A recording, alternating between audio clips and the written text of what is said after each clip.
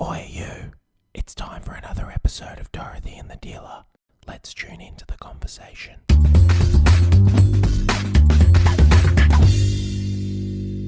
I don't like singing Michael Jackson songs. Okay, so pick a song. Okay, so sing an ABBA song. Go. Oh, I was listening to ABBA just the other day, and I was thinking, what's that song? It's If You Really Love Me, dun, dun, dun, dun, SOS. That's a great song, and I was never a big ABBA fan, but I think I grew up on ABBA. I think just as a, how does that go? They've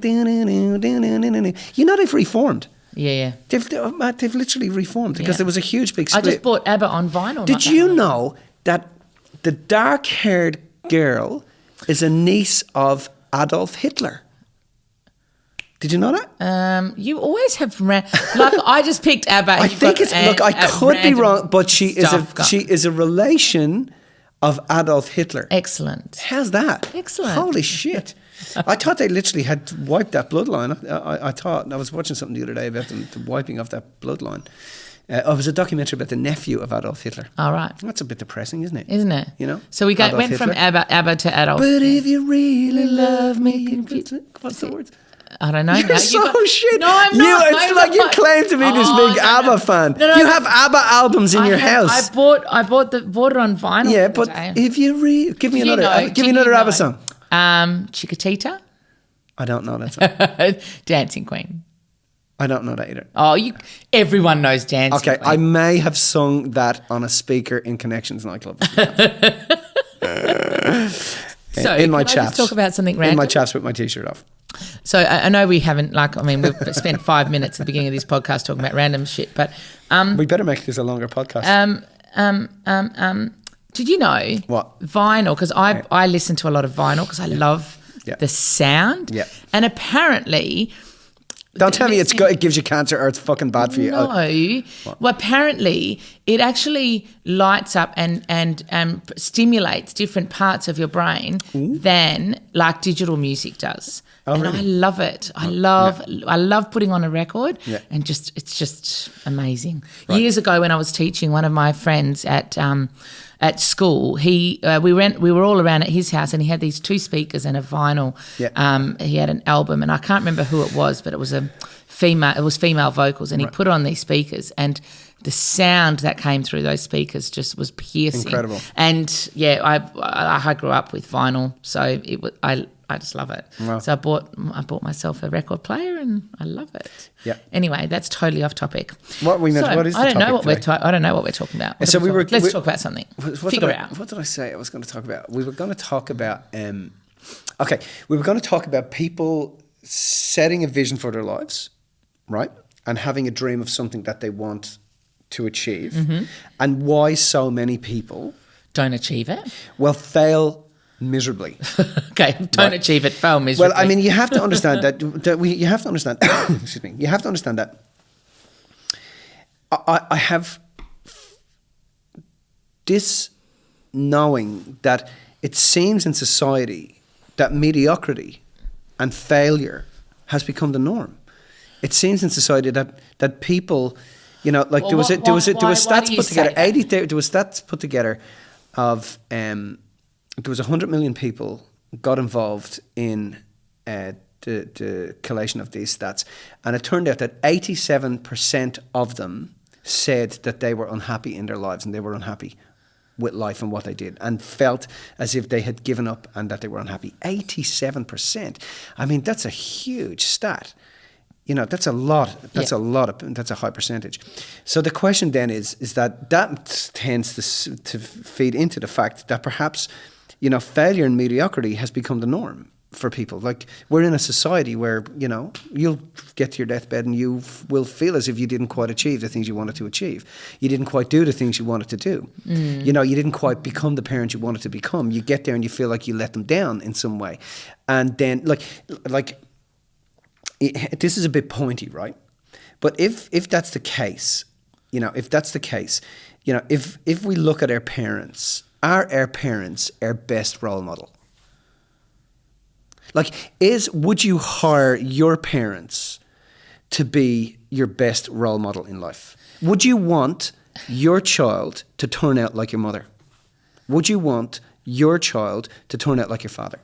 It's a pointy question, right?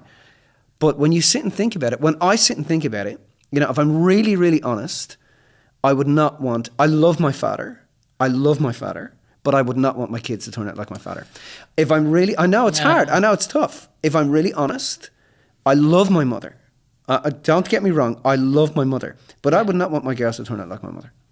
So I don't know. I put to you then that you're, so this is going off topic, I think, but I put to you then that are you clear with your mum, or are you clear? Well, you know that I've done a stack of work on my parents. Of course. But what I'm saying is that just because I'm clear with them and I love them, if I'm really honest about being really clear with them, there are, you know, I know that they would not be the best role model for my kids. I don't believe they were the best role model for me. It doesn't mean that they got it right or wrong, but it means for me that I wouldn't want my kids to turn out like my father. Yeah, and I wouldn't want to challenge that. That's fine, but I wouldn't want my kids to turn out like my father, and I wouldn't want my kids to turn out like my mother.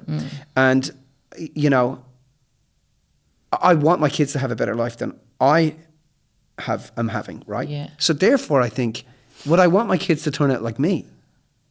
Well, that's why I'm challenging it. And I don't think I would want my kids to turn out like me. I would want my kids to be the greatest version of themselves. So if that's the case, I agree with that. So if that's then if you want them to be the greatest version of themselves, you don't want them to turn out like yourself. Yeah, but of themselves, right?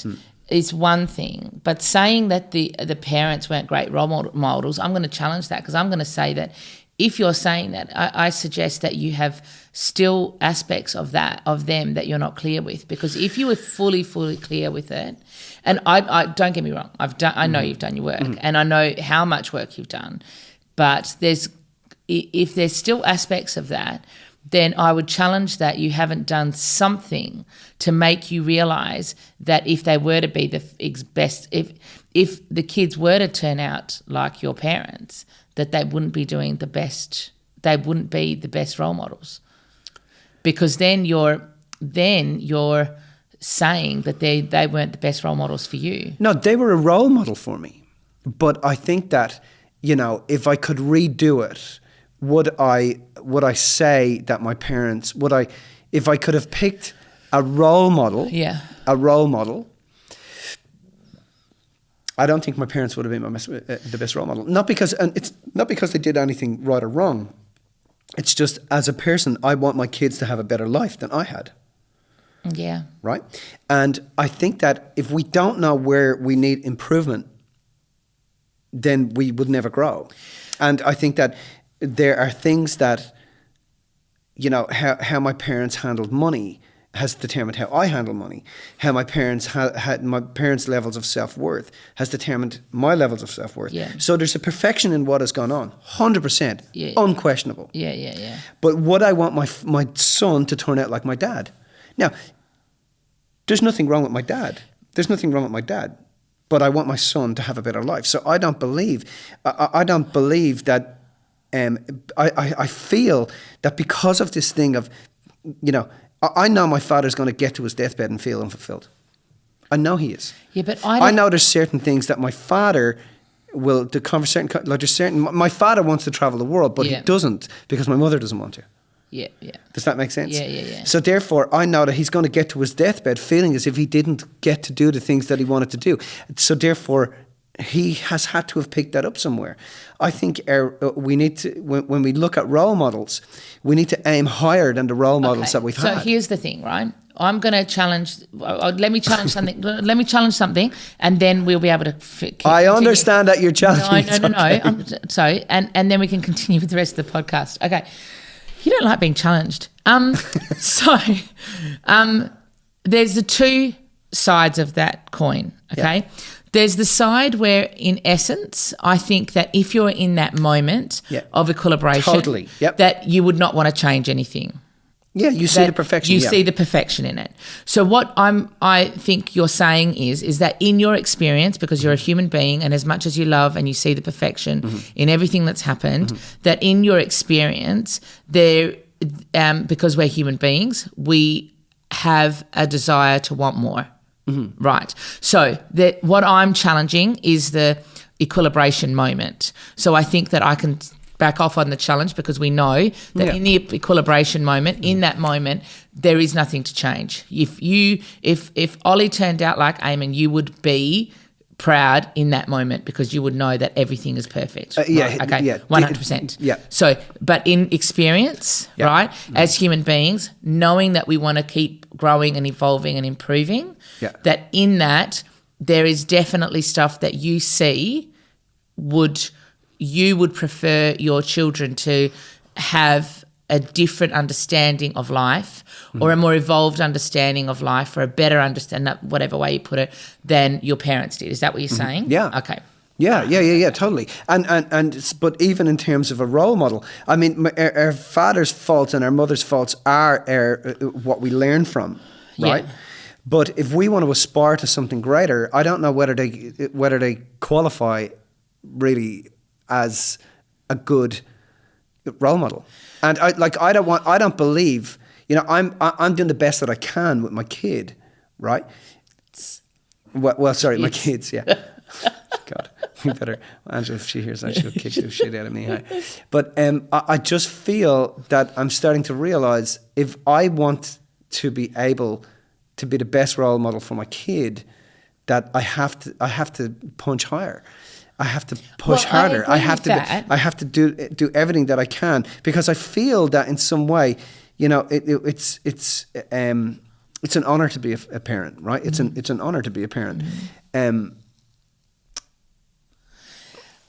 But I feel that I want to push my kids to greater role models. I want to push my kids to see, listen, I am not the be all and end all.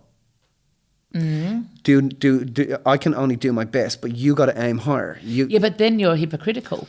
You have to aim higher. Oh, totally. I just said that. I got to punch higher above my weight. The only person that can affect but I the level that your kids achieve is what standard you set. That's right. Based on your own thing. So basically, in all of that stuff and all of that jumbo, what we get from that is the fact that you think that regardless of what you do, that there is improvement that you can do.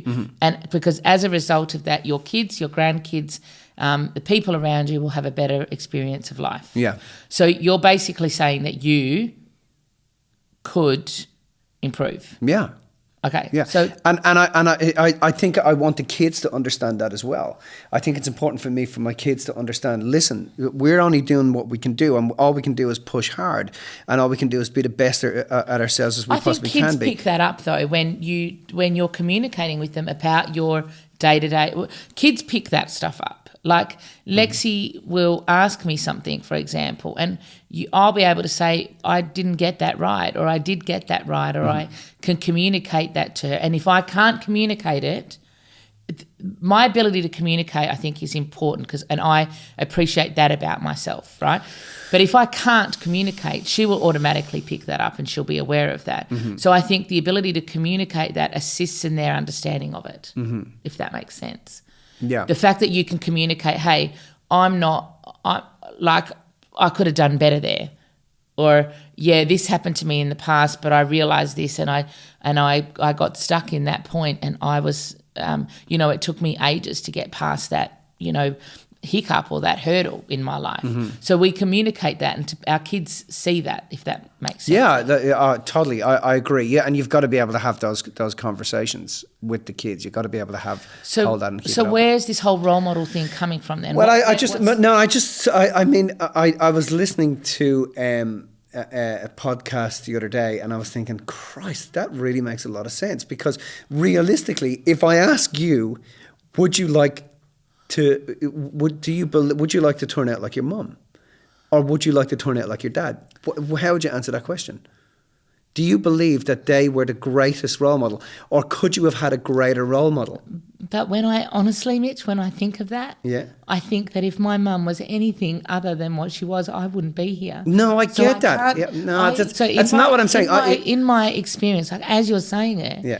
I go back to that moment. But you feel sad for the way some of the things that turned out in your mum. But I did. I used to. And you feel sad. No, but you still do. I mean, there's still stuff there that you go, because I have the conversations with you. You say it to me.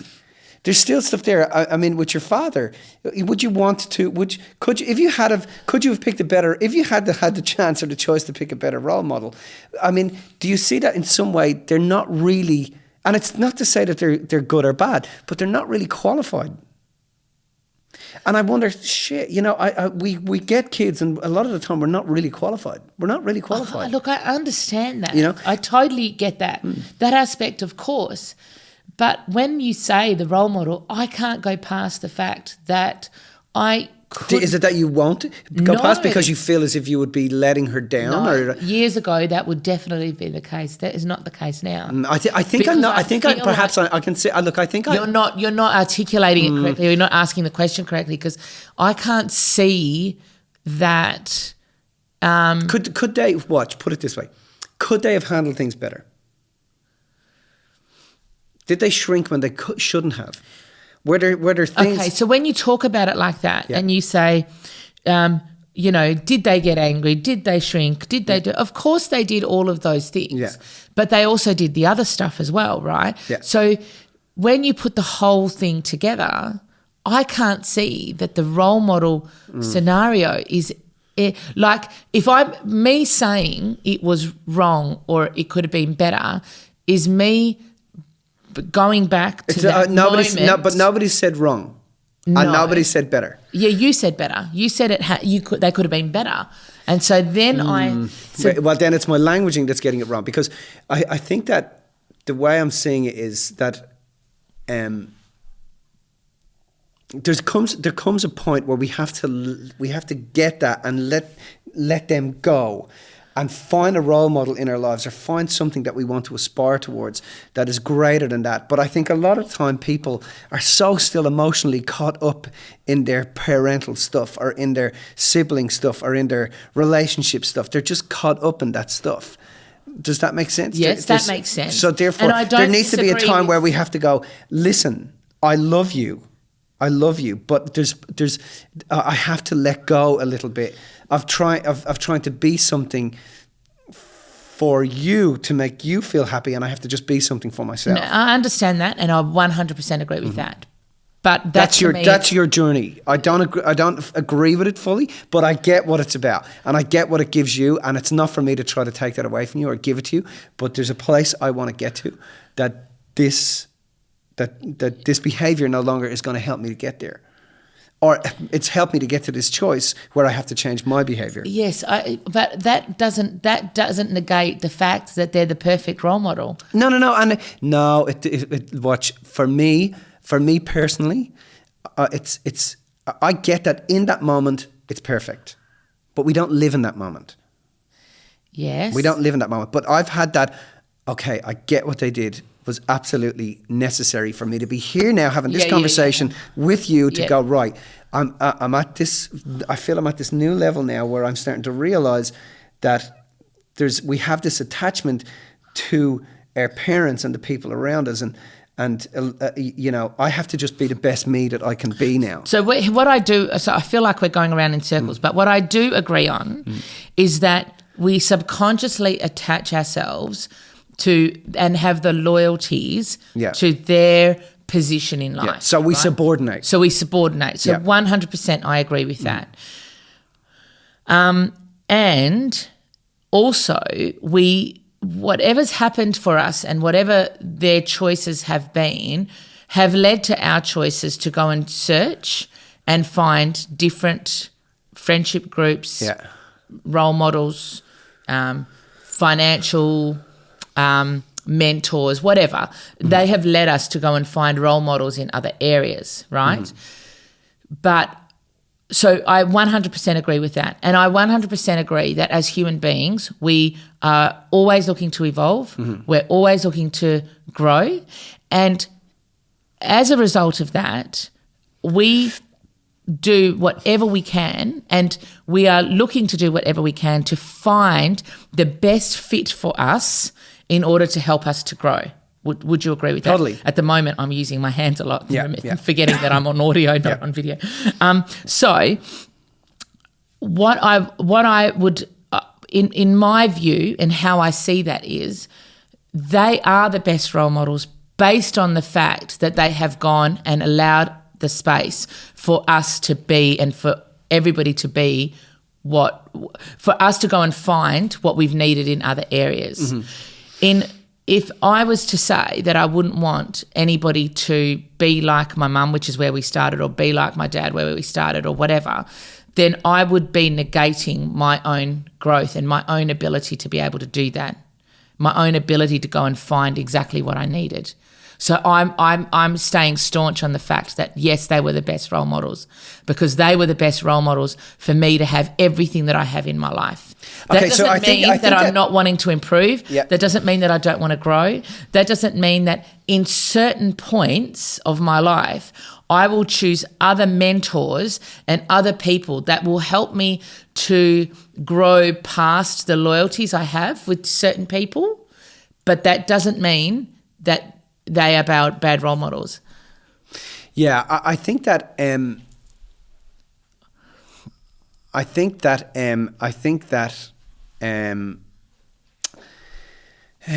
can I put it? I think that this whole like, let me put no. I understand what you're saying. I think that in essence we're all the same, right? Yeah. But in existence we're different. We're different in existence. And Which is the equilibration moment, not the equilibration moment, is what you're saying. Yes, and the essence, we're all the same. Yes, and we started off by talking about a society of people that settle for mediocrity, and it's become the norm that people feel as if, I'm not going to get there. I'm going to have to bury my dreams. I've got to give up on my dreams. I don't have the money to do it. I don't have the time to do it. I've got families. I've got kids. So people give up on their dreams. And I agree with that. And I think that, I see that my father gave up on his dreams. And I love my father. Yeah. Definitely, So, I understand. And I get that enabled me to go, okay, I don't want to do that.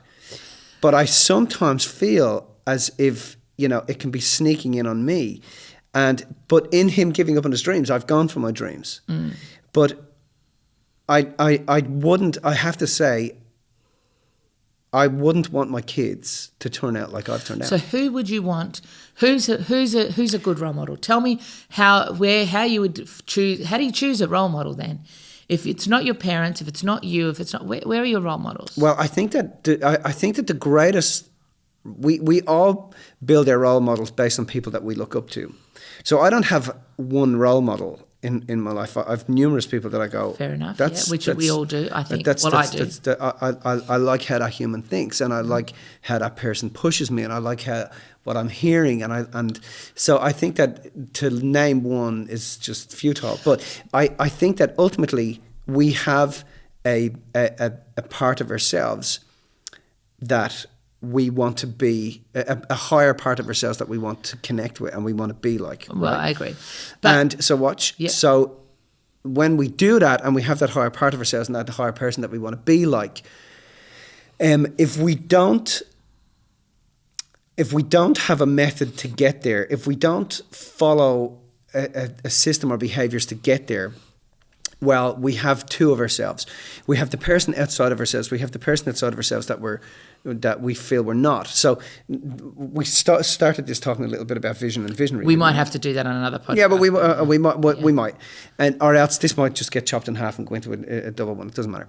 But I think that because we're face off the other side of the table here, Mills, and we are. We're both folding our arms at the moment. This would be a good stop. And then, for next week, tune in to when Mitch and Mills actually strangle each other in the cutting room floor. But I think that, one of the things I find with people is working with people is they set this person outside of themselves that they want to be. And this person outside of themselves that they want to be is a plus person and they're trying to get there, right? When they do this, they talk about it publicly. Yeah. They go, this is a public plus person that I want to fucking be like. Yeah. The minute they do that, the opposite occurs privately. Yeah. So the minus part turns up inside of them, where every morning they start to ridicule themselves and beat themselves up, right? And because they're ridiculing themselves and beating themselves up privately because they're not at this person that they've publicly spoke about positively. Yeah. What happens is that they have this vision for themselves that they feel they're never going to be able to get to. Yeah. So many people do that. I agree with that. So many people fucking do that. So how do you stop that? So many people wake up every morning and they're conflicted. They've conflict going on inside of their minds based on the fact that they are a person that they want to, that they're being, and there's a person outside of them that they want to be. Yeah. So the greatest role model that a person should have in their lives should be a piece of all of the role models that they have. But the greatest role model that you should have in your life is the role model of yourself that has a method and a way that you're going to fucking get there. Mm-hmm. Yeah, I agree. So this is the difference between having a vision for your life and being a visionary about your life. Well, so you need to explain that. Well, what you need to explain, I suppose, is that the difference is that one of them is just sees an image of an outcome. The other one sees a process by which to achieve that outcome. Yes, a step-by-step process. And then in that process, knowing there are certain times and people and places and information you need to pick up along the way. And the people that fill those times and places and information are your role models. Does that make sense? They're your role models so we have many role models in our I agree with that in our way. So a visionary knows that whatever side of the bed they get out of each morning, you know, they know it's the right side of the bed because everything is about... Because they've stepped it out. They've created the recipe to get to the Now, point. when you fucking step it out, there is no room for conflict because there's no conflict. Does that make sense? Because you fucking know this is where I'm going. Yeah. This is the information, this is the place, this is the stuff I'm doing. Agreed. So I think the greatest role model we should have in our lives is a connection to the highest person that we want to be. Yeah, I'm okay with that. But rather than as opposed to individual, yeah, okay. I'm caught up on this role model thing still. I'm totally am because I think you've implied that there is a particular role model that you can have that is going to be plus without a minus. No, I'm not. And there is no possible way. No. I mean, because if anybody who fucking knows us knows that that's not what we're saying. I understand that, but that's what my challenge is when I'm hearing you say about your parents or about anybody else.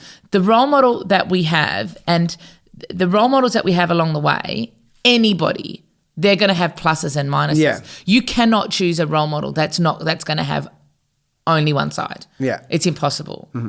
What you're saying, though, let me see if I can interpret. What you're saying is that as we go through this process, if we want to create the best example of our lives that we want to create, we can't just have the image of what we want our lives to be, which is just having a vision, right? We need to be able to step it out along the way. And the best role model that we can have then is the role model of ourselves, right? Doing the very best we can do. And if we haven't got a step-by-step plan to get us to the outcome that we want, right? We haven't done the very best that we can do. Is that what you're sort of saying?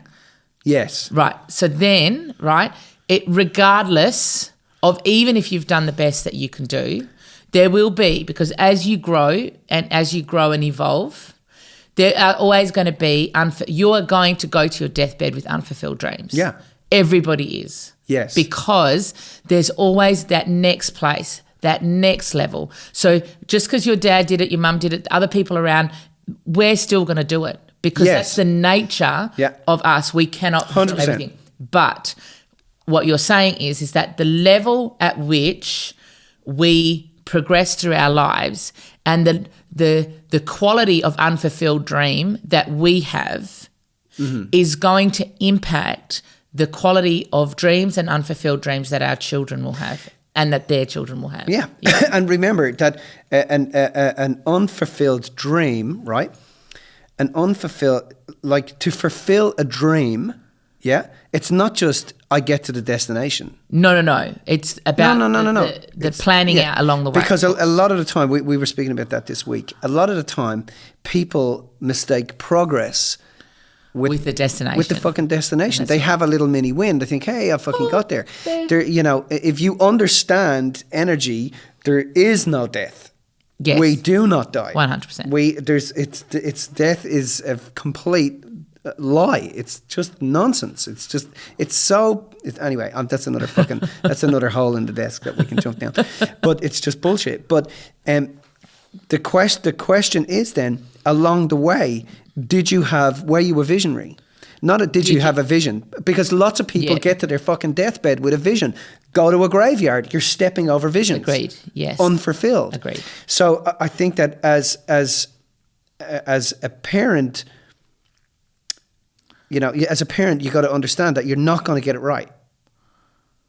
Therefore, I will sit with my kids and go, I am not the best role model for you in terms of this. There are certain things, in owning that part of myself and being able to say that, I know that I will set them free. Because I'll be able to say to them, find your role models. Find your teachers, find your mentors, know your destination, find your method upon which to get there. Follow that method meticulously. Have enough self-worth that you will never ever veer from that path. You have to have that path. You're not here to veer from that path. Love yourself enough. Understand what your values are. So if you go and say that to your children, you understand that they're not going to hear you. No. Now, Ollie's going to go hit me on the head with his shoe. I don't mean that. I mean that the only way that you can impart that is to do it myself. To do it yourself, 100%. Yeah, okay. I got to do it myself. Yeah. Yeah. Because then they are inspired to go and have the best lives for themselves. Yes. That's the only way you can do it. Yes. You can't squeeze it into them. Yeah. Trying to get them to So therefore, if they're going along, so this is probably going to go into a second podcast now. We'll just keep going.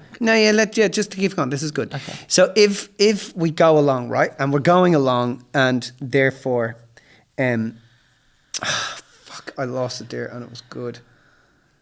We have to have enough self-worth ourselves to be able to let our kids go, right? Yes. To be able to say, no, you've got to fall, you've got to do this yourself. But I think we also have to have enough self-worth to be able to go, because some parents... some parental relationships are toxic. You agree? Mm-hmm. You've seen this. Yeah. Some of them are toxic. Yeah. I don't like that word. I've never liked that word, but I understand the concept. You get my point. Yeah. Some of them are toxic. Yeah. Because we lose. But you can let the behavior of a parent go in love. Does that make sense? Definitely. And then understand, and in deep appreciation, and understand that, this now is actually stopping me from fulfilling my vision. But that's a natural part of what happens in the growth of that's a natural part of what happens as we grow. Because as we grow, we subordinate to different levels. And as we start to grow at a certain age... But just because we subordinate, it doesn't mean that we let go of our loyalties. No, I understand that. So it doesn't... you got to be clear in saying that this naturally happens, because it doesn't naturally happen for everybody. I meet people in their 60s that are taking care of their toxic mother who's 85 that has told them they were shit all the way through their lives and has never had... What's the point you're making? Well, they've never... Well, the point is that... you have to have enough self-worth to be able to know that if you have to let your kids go, you got to let them go. If you got to be able to say to them, listen, in terms of this, you need to go find a role model. I can't get onto a tennis court with you and show you how to do forehand. No, absolutely. So you're going to have to. You have a talent. You can do this. But you've got to go and do it, and you've got to find it yourself. I can help you to find what I think is the best, but even my opinion may not be enough. Yeah, you may need to do your own research. Understood, yeah. Makes sense? And it's the same with it's the same the other way around. There comes a point where, people feel, oh my God, I have to be loyal to my parents, and I have to take care of them, and I have to do all of these things, and not realizing that taking care of them is taking you from doing what you love. If you really, only thing your parents want when you get, as they get to their deathbed, is to know that you let them go and that you're going to be okay. Yeah. So if you can show them early in the game, then it frees them. Yes. Does that make sense? If you can show them early in the game that you were woman enough or man enough to go and say, guys, I love you, but this is where I have to go. And then they know, whoa, there's something changes for the parent. The parent feels, fuck, they're going to be okay. They're going to be okay. Yeah, because I watch in my own family dynamic that my parents' baby my siblings. You know, and they're all about, you know, and even, you know, it's I look at it and I think you let them fall. They have to fall because they have to learn to pick themselves up. If you keep running in and catching them, they're never going to learn to fall. And so they're never going to get ahead. So they're incongruent. They're not doing what they love. Does that make sense? Yeah. So I think that, you know, I've had numerous occasions where I've sat with my parents and gone, dude, what the fuck are you doing? You know, you have to let them fall. And even with me, you know, I've sat with them and gone, no, this is my stuff. I have to learn this. Don't make this your stuff. This is not my stuff. So, you know, ultimately, I think what I'm trying to say is that, you know, when we have to be able to have the balls ourselves as men and women as we get older to be able to, you know, go for our dreams, have a vision of what we want, build the path there, plan it out so we become a visionary. And it's okay for us to be able to have the tough conversations, you know, to let... Well, but sometimes it doesn't take a conversation, Mitch. Sometimes it takes just action. Yeah. Sometimes it's just action. Yeah, I agree with that. Sometimes you don't need to have that conversation with your parents. You just step up and you just do it. Yeah, I agree with that. And you just have a plan for your life. Yeah. And then you lead by example. Yeah. Because I think that, like, there's times, like I said, but, I mean, where you will, and times where you won't. Yeah, because ultimately I've been thinking, you know, why has mediocrity become the norm? Why has mediocrity become the norm? Why do people do that? I just... Yeah, but that goes back to what we do for a living, which is that people are caught up in the loyalties. And that's something that when you have that shift and when you have that breakthrough, then at that point you can set yourself free. But other than that, you get caught up in the mindset of what an 8-year-old thinks. I'm not good enough. I'm not smart enough. I'm not intelligent enough, etc. So yeah, that's my thoughts. Okay. That we rambled a bit on that one, but that was good. Wambled, and yeah, that was good. Okay. Boom.